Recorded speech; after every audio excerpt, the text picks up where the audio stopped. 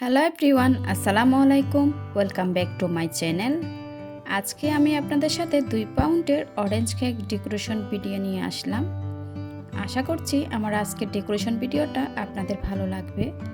চলুন তাহলে ডেকোরেশনটি দেখে নেওয়া যাক। আমি এখানে একটা 2 পাউন্ড ওজনের স্পঞ্জ কেক নিয়েছি। অফ ক্যামেরায় স্লাইস করে নিয়েছি। 10 ইঞ্চি বোর্ডে সামান্য পরিমাণ ক্রিম দিয়ে কেকের একটা স্লাইস বসিয়ে দিলাম। এবার দিয়ে দিচ্ছি সুগার সিরাপ। আমি সুগার সিরাপ হিসাবে দুধ ব্যবহার করছি। হাফ কাপ দুধের সাথে 3 টেবিল চামচ চিনি মিশিয়ে সুগার সিরাপ তৈরি করে নিয়েছি। এবার দিয়ে দিচ্ছি ক্রিম। আমি ক্রিম দিয়ে প্যালেট নাইফের সাহায্যে একটু সমান করে দিচ্ছি।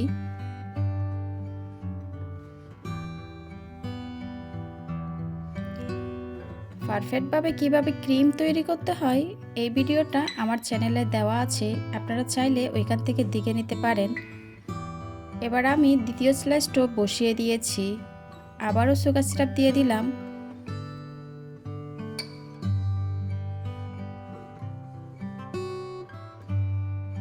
এবার ক্রাম কোটিং করে নিচ্ছি। সামান্য পরিমাণ ক্রিম দিয়ে কেকের সাইডে ভালোভাবে ক্রিম দিয়ে দিচ্ছি ক্রাম কোটিং করার জন্য। কেকের সাইডে ভালোভাবে ক্রিম দেওয়া হয়ে গেলে উপরেও আমি ক্রিম দিয়ে দিব। এভাবে করে কেক যদি ক্রাম কোটিং করে ফ্রিজে রাখা হয় আধা ঘন্টার জন্য, তাইলে পরবর্তীতে যখন ক্রিম দিবেন তখন কেকের ফিনিশিংটা খুব স্মুথভাবে আসবে। কেকটা আধা ঘন্টার জন্য ফ্রিজে রেখে দিব, ক্রিমটা যেন সেট হয়ে যায়। আধা ঘন্টা পর কেকটা আমি ফ্রিজ থেকে বের করে নিয়েছি। আবারও আমি ক্রিম দিয়ে দিচ্ছি। এবার ক্রিমটা আমি দিব মোটা করে।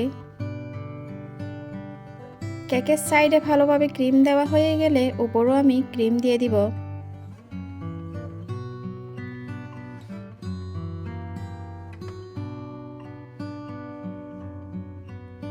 এবার ক্রিমটা আমি কেকের চারিদিকে একটু ছড়িয়ে দিব প্যালেট নাইফের সাহায্যে।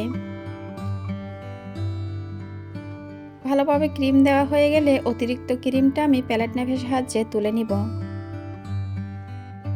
এবার একটা স্ক্রাবারের সাহায্যে স্মুথ একটা ফিনিশিং দিব কেকের সাইডে।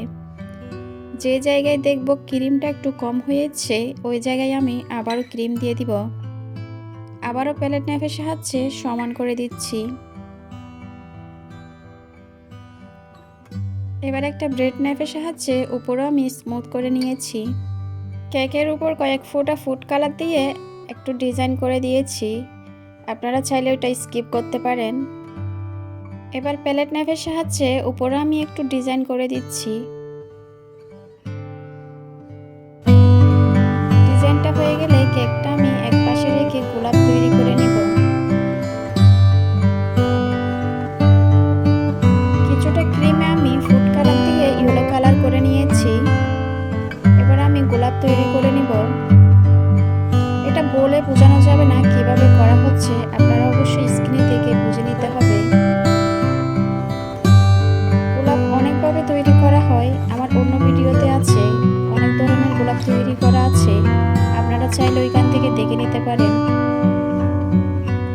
একটা গোলাপ যখন হয়ে যাবে আমি দ্বিতীয় গোলাপটাও করে দেখাচ্ছি আপনাদেরকে। আমার এফসি বেকারি নামে একটা পেজ আছে, আপনারা কোনো কেক অর্ডার করতে চাইলে ওইখানে ইনবক্স করতে পারেন।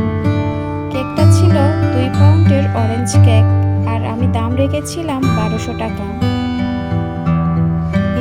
গোলাপ এরকম আমি অফ ক্যামেরায় আরও কিছু তৈরি করে নিয়েছি। এবার কেকের উপর একে একে গোলাপ ফুলগুলো আমি বসিয়ে দিব। আমার ইউটিউব চ্যানেলে আরও অনেক ধরনের কেকের রেসিপি আছে, আপনারা চাইলে ওইখান থেকে দেখে নিতে পারেন।